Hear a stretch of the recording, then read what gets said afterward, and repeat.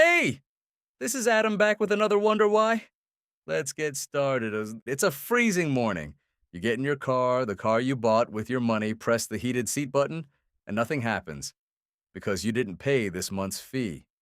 That movie you bought, gone from your library overnight, that game you paid full price for won't even open. The weird part, you paid for all of it. So here's a genuinely unsettling question. In 2026, do you actually own the things you own? Or have you been quietly renting your entire life without noticing? Because the answer is stranger and sneakier than you think. Let me show you. Let's rewind. For basically all of human history, ownership was simple. You paid for a thing, the thing was yours forever. You could use it, break it, sell it, hand it down to your kids. Done. But somewhere in the last decade, a quiet switch got flipped. Companies realized something. Selling you a thing once is fine, but charging you for it forever is a gold mine. So they stopped selling you products and started selling you access to products. Same stuff, your music, your shows, your software, even your car's features. But now, the moment you stop paying, it all just turns off. And here's the part that should make you sit up. A huge chunk of what you think you own now lives on someone else's computer, controlled by someone else's switch. You don't hold it, you're allowed to use it, and permission can be taken away. That's the whole trick. The world quietly moved from you own this to you're renting this and barely told anyone. Nowhere is this weirder than your car, because a modern car is basically a computer with wheels, and that means the features can be locked and unlocked with software, even the ones already built into the vehicle you bought. Take heated seats.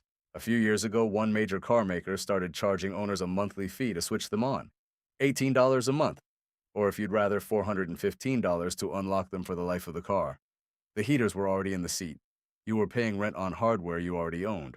Another luxury brand offered to make your electric car accelerate faster for around $1,200 a year. Same motor, same car. They just unlocked more of it if you kept paying. Self-driving features moved from a one-time purchase to a monthly subscription. And this isn't brand new. One car company has quietly charged monthly fees for its built-in assistance system since the 1990s. We just didn't see where it was all heading. And now, to be fair, there was such a backlash that some of these got walked back. People were furious. But the message from the industry was clear. The car isn't just a product anymore. It's a platform. And platforms want a subscription. Okay, but your car is one thing. Surely the stuff you buy online is really yours, that big collection of movies and games and books with your name on it? Nigga, here's the secret hiding in plain sight. When you click buy on a digital movie or game, you very often aren't buying the thing. You're buying a license, permission to access it, under conditions the company can change, and that little word changes everything. And people have watched movies they bought simply disappear from their libraries when a company lost the rights. Readers have had books quietly removed from their e-readers.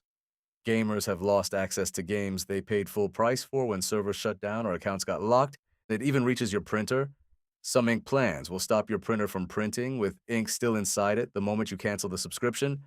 The hardware's on your desk, the permission is in the cloud. And so that digital collection you're so proud of, it's less like a bookshelf you own and more like a library card that someone else can cancel.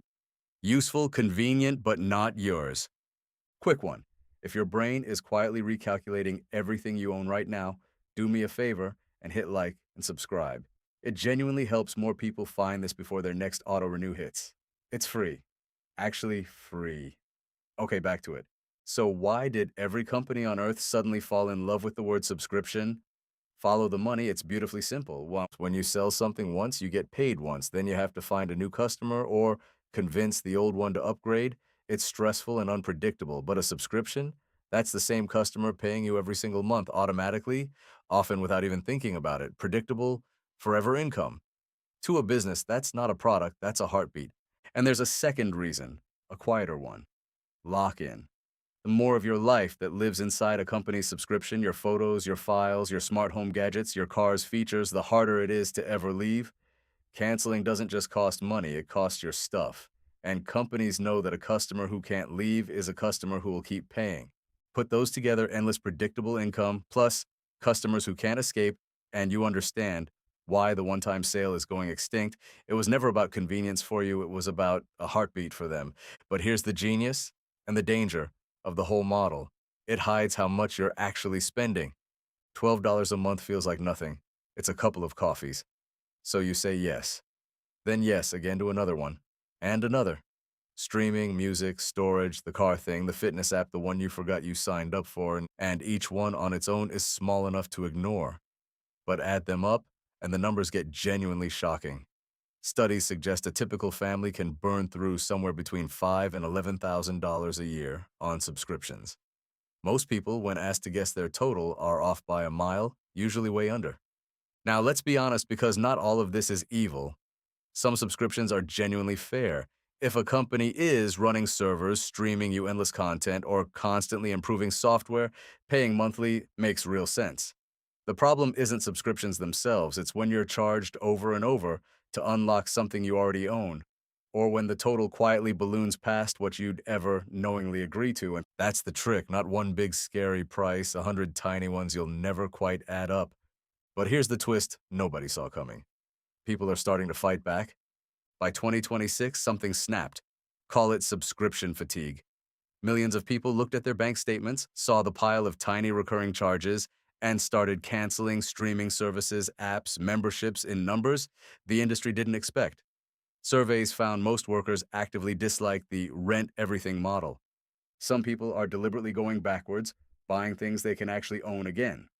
Physical books, one-time purchases, devices that don't phone home. Ownership is quietly becoming a selling point. Even governments are stepping in, pushing rules to make subscriptions as easy to cancel as they are to start, because accidentally paying forever became such a widespread trap. Turns out, when you make it hard to leave, people eventually notice. The rent everything era isn't over, but for the first time, the people paying the rent are asking the landlord some very pointed questions. So let's go back to that freezing morning. The locked heated seats, the movie that vanished, the game that won't load. None of it was an accident. It's the result of a slow, quiet shift from a world where you owned things to a world where you access them for as long as you keep paying. It's often more convenient. Sometimes it's genuinely fair. But make no mistake, you traded something real for that convenience. You traded ownership. And the wild thing is, nobody forced it on you all at once. You said yes to it $12 at a time, which means you also get to decide $12 at a time how much of your life you're comfortable renting. So here's my question for you. What's one thing you refuse to ever pay a subscription for? For the one line you won't cross? Drop it in the comments. I really want to know. And if this made you look at your bank statement in a whole new way, do me one last favor. Hit like and subscribe so the next time a company tries to charge you rent on something you already own, you'll see it coming a mile away.